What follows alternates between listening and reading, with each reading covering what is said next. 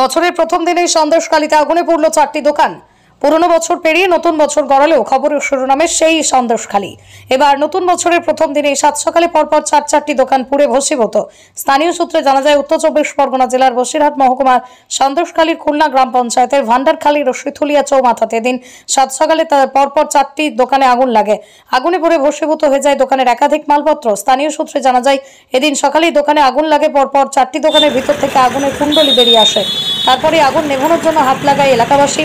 ঘটনায় রাজনৈতিক কবজা, বিজেপি এবং তৃণমূল একে অপরের দিকে এই ঘটনাকে দায়ী করছে। ইতিমধ্যে এই ঘটনার তদন্ত শুরু করেছে পুলিশ।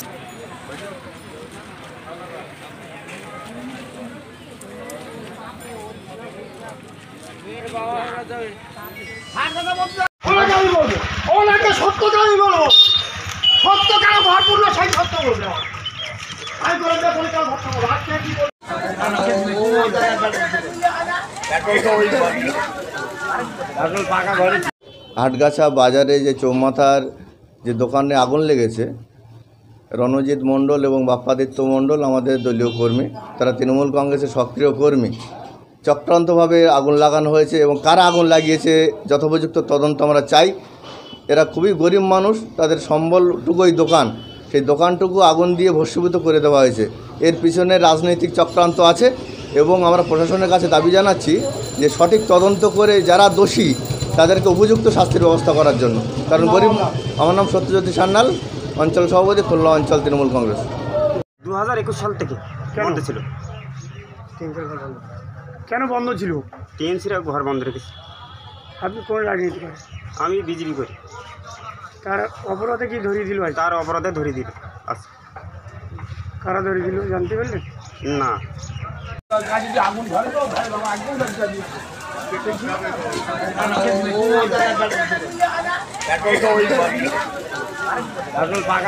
দেখলাম আমার ঘরটা সব পুড়ে গেছে। আমি তো কোনো তালেমালে থাকি না, আমরা তৃণমূল পার্টি করি।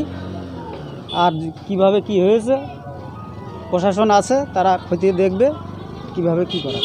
সব কোনো কিছু জানি না, আমার ঘর পুড়ে গেছে আমি জানি। আমি কোনো সমস্যা থাকি না, কোনো তালেমালে থাকি না। আমার ঘরটা পুড়ে গেছে, প্রশাসন যেভাবে ব্যবস্থা করবে তার পক্ষে আমি রায়।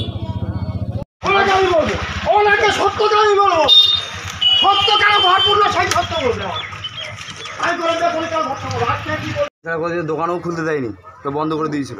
সমস্ত মালপত্র দোকানের মধ্যে ছিল। একটু আগে এই মুহূর্তে একটু পরেই এসে আমাদের হুমকি দিয়ে চলে গেল এক্ষুনি বাইক। রাজা সান্যাল, সত্যজিৎ সান্যালের ভাই, বলছে খুব জ্বলছে, খুব দারুণ হচ্ছে, দারুণ খেলা হচ্ছে। এটা তো হুমকি ছাড়া কিছুই না। মানে সান্ত্বনা দিতে পারবে না, তো অসান্ত্বনা দিয়ে যাওয়ার কোনো তো প্রয়োজন নেই। আমার নাম শুভজিৎ মণ্ডল, আমার বাবার নাম ইন্দ্রজিৎ মণ্ডল। দোকানটা আমার। কোন থানার পরে? সন্দেশখালী থানা আন্ডার। তো আমি যাইনি, আজকে ছুটির দিন বলে বাড়ি আছি, লোকের বাড়ি কাজ করি। তো তারপর বলছে কি তোমার ঘরে আগুন ধরে গিয়েছে। কটা দোকান আগুন ধরে গেছে? হ্যাঁ, আগুন ধরে গেছে। কটা দোকান? হ্যাঁ, এখানে কটা দোকান? এটা আমার 3 ভাইয়ের দোকান ছিল। কোথায় এটা? এটা হাটগাছা। কি চাইছেন এখন? কী চাইছে? এখন আগুন ধরে গেছে, এখানে প্রশাসন আছে, আমাদের অঞ্চল সেক্রেটারি আছেন, অঞ্চল সত্যবাবু প্রধান আছে, ওনার বড় ভাই। তাদের কাছে আমরা জানাচ্ছি যে কীভাবে কী হলো, এই আগুনটা কীভাবে ধরলো।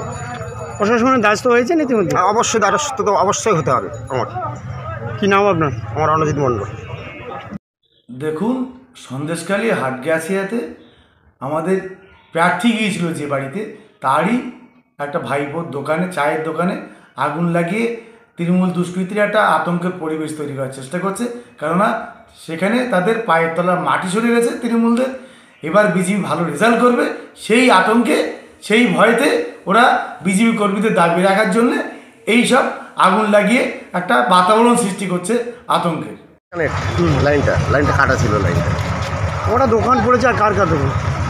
রণজিৎ মণ্ডল আর পাপ্পা মণ্ডল। কতদিন বন্ধ ছিল যখন? প্রায় 4 বছর। কি নাম? কি নাম আপনার? সচ্চিদানন্দ দাস। স্থানীয় বাসিন্দা? স্থানীয় বাসিন্দা। আমি ইলেকট্রিক সামলে।